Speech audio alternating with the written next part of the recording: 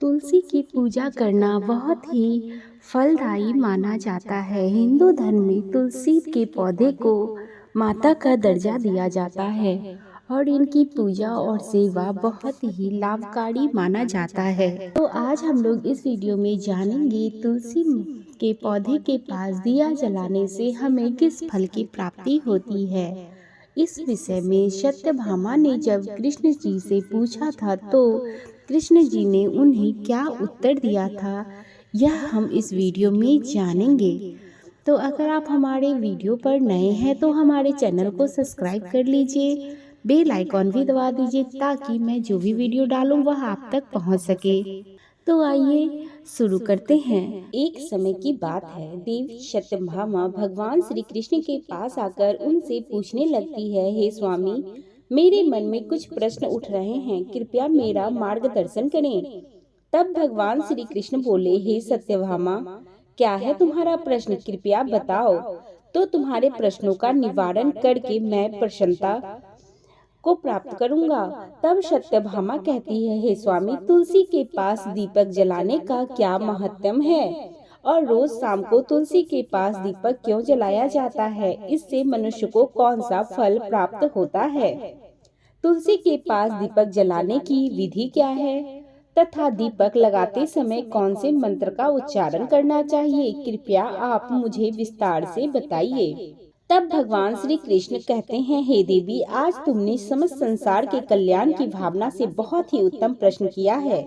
तुम्हारे इस प्रश्न का उत्तर देने से पूर्व मैं तुम्हें एक प्राचीन कथा सुनाता हूँ, जिसे तुम्हें तुम्हारे सभी प्रश्नों के उत्तर मिल जाएंगे। शाम को तुलसी के पास दीपक जलाने से जो फल मिलता है उसी का वर्णन मैं इस कथा में करूँगा, इसीलिए तुम इस कथा को ध्यान पूर्वक सुनना। इस कथा को ध्यान से पूरा सुनने मात्र से ही मनुष्य 100 वर्षों तक तुलसी के पास दीपक जलाने का पुण्य प्राप्त कर सकता है।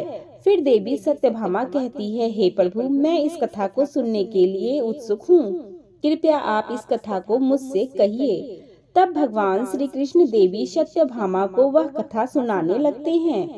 हे देवी, पूर्व काल की बात है, दक्षिण दिशा में तुंगभद्रा नाम की एक बहुत बड़ी नदी है। उसी नदी के किनारे पर हरिहरपुर नाम का एक अत्यंत सुंदर नगर बसा हुआ था। उसी नगर में मनोहर नाम के एक ब्राह्मण निवास करते थे। वे अत्यंत गुणवान, चरित्रवान, धर्म कार्य करने वाले तथा वेदों के मार्ग पर चलने वाले थे। उन्होंने समस्त शास्त्र का अध्ययन किया हुआ था। उसी ब्राह्मण की एक पत्नी थी जिसे लोग दुराचार कहकर पुकारते थे, क्योंकि उसके कर्म ही उसके नाम के अनुसार थे। वह सदैव ही अपने पति को अपमानित करती थी, अपने पति के लिए कुवाच्य कहती थी, पति को भयंकर दुख देती थी, पति के लिए कभी भोजन नहीं बनाती थी। उसने उसके पति के साथ कभी शयन नहीं किया, कभी उसके साथ प्रेम से व्यवहार नहीं किया। पति के मित्र परिवार के लोग घर पर आते तो वह स्त्री उनको अपमानित करके भगा दिया करती थी और स्वयं काम भाव से उन्मुख होकर निरंतर अन्य अभिचारिणी स्त्रियों के साथ घुमा करती थी। उसका मन पति को छोड़कर पराये पुरुषों में लगा रहता था। उसने कभी अपने पति से प्रेम से बात नहीं की, किंतु पराये सुंदर सुंदर पुरुषों के संग बैठकर बातें करती थी। पराये पुरुषों को मोहित करने के लिए सज धज कर गाँव में घूमने जाया करती थी। कभी वह वन में किसी वृक्ष के नीचे खड़ी रहकर सुंदर पुरुषों की राह देखने लगती थी और किसी दुष्ट पुरुष को मोहित करके उसके संग भोग विलास किया करती थी। फिर एक दिन वह दुराचार स्त्री वन में जाकर एक वृक्ष के नीचे खड़ी हो गई। उसका चित्त काम से भरा हुआ था। वह किसी सुंदर कामी पुरुष की राह देख रही थी, किंतु बहुत समय निकलने के बाद भी उस स्थान पर कोई पुरुष नहीं आया। इसीलिए वह अत्यंत दुखी हो गई और प्रियतम की खोज में इधर उधर देखने लगी।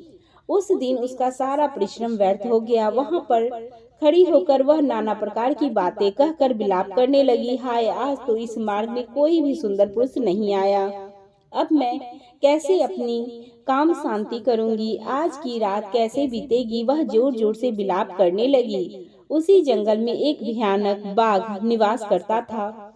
उस पापनी स्त्री की आवाज सुनकर वह जाग गया और उछलकर उस स्त्री का भक्षण करने के लिए उसके पास आ गया। उस भयंकर बाघ को देखकर उस स्त्री के पसीने छूटने लगे। वह भय से थरथर कांपने लगी। वह स्त्री कुछ करती इतने में ही उस बाघ ने अपने पंजे से उसे घायल कर दिया और वह स्त्री जमीन पर गिर पड़ी।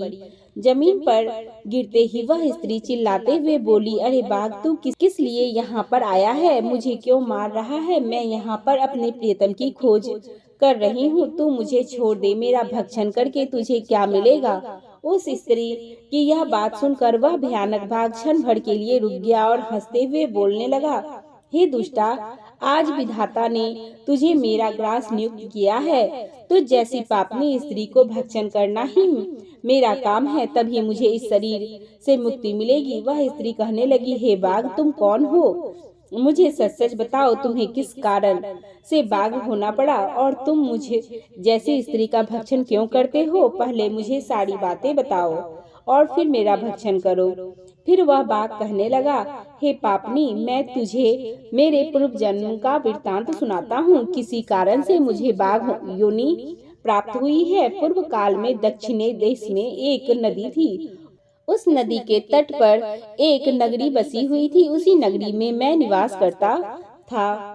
मैं एक ब्राह्मण का पुत्र था और नदी किनारे बैठकर यज्ञ आदि कार्य किया करता था। मैंने उस जन्म में अनेक पापियों के लिए यज्ञ किए, उन पापियों के घर का भोजन किया। मैंने धन के लोभ के से अनेक पापियों के लिए कार्य किए। जिन वस्तुओं का दान ब्राह्मण को नहीं देना चाहिए, उन वस्तुओं का दान भी मैंने ग्रहण किया और दूसरों से धन लेता था, लेकिन कभी वापस नहीं करता था। इस कारण से पाप करते हुए मुझे बहुत साल बीत गए और मैं बूढ़ा हो गया। मेरे बाल सफेद हो गए, आंखें झुस गई, मुंह के सारे दांत गिर गए, लेकिन फिर भी मेरी दान लेने की आदत नहीं छूटी और मैं पाप करता रहा। फिर एक दिन मैं धन के लोभ में नदी के किनारे गया और अन्य धूर्त ब्राह्मणों के साथ मिलकर हमने लोगों को ठगा। झूठे मंत्र वचन बोलकर हमने बिना विधि किए ही देवी देवताओं का पूजन किया और बहुत सारा धन दान में ले लिया।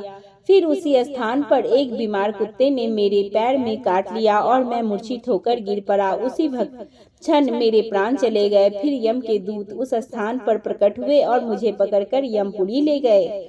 वहां पर यमराज ने चित्रगुप्त से मेरे कर्मों का लेखा जोखा निकालने के लिए कहा। फिर चित्रगुप्त कहने लगे, हे धर्मराज, इस ब्राह्मण ने घोर पाप किए हैं। इसने दूसरे से झूठ कहकर धन लुटा है, विधि से पूजा न करा के झूठे मंत्र बोलकर भगवान का अपमान किया है। इसीलिए यह पापी ब्राह्मण केवल नरक जाने के लिए ही योग्य है। फिर यमराज ने अपने दूतों को आदेश देकर उसे नरक की अग्नि में डाल दिया। अनेक वर्षों तक नरक की सजा भोगने के बाद मुझे बाघ का शरीर प्राप्त हुआ और मैं इस दुर्गम वन में निवास करने लगा और अपने पूर्व जन्म के पापों को याद करके कभी महात्म साधु पुरुष सती स्त्री का भक्षण नहीं करता हूँ। मैं केवल पापी दुराचारी तथा उल्टा स्त्रियों का ही भक्षण करता हूँ ताकि मुझे पाप से मुक्ति मिल जाए। इस प्रकार से उस बाघ ने अपने पूर्व जन्म का वृत्तांत सुना दिया और उस स्त्री से कहने लगा कि हे पापनी, तेरे आचरण से तू उल्टा दिखाई पड़ती है। अपने पति को छोड़कर तू इस वन में अन्य पुरुष के साथ भोग विलास करने के लिए आती है, इसीलिए आज तू मेरा ग्रास अवश्य बनेगी। इतना कहकर उस बाघ ने अपने तीक्ष्ण नाखूनों से उस पापी स्त्री के टुकड़े टुकड़े करके उसे खा लिया। फिर उस स्थान पर यम के दो दूत प्रकट हुए और उस पापनी स्त्री को उठाकर यमपुरी में ले गए।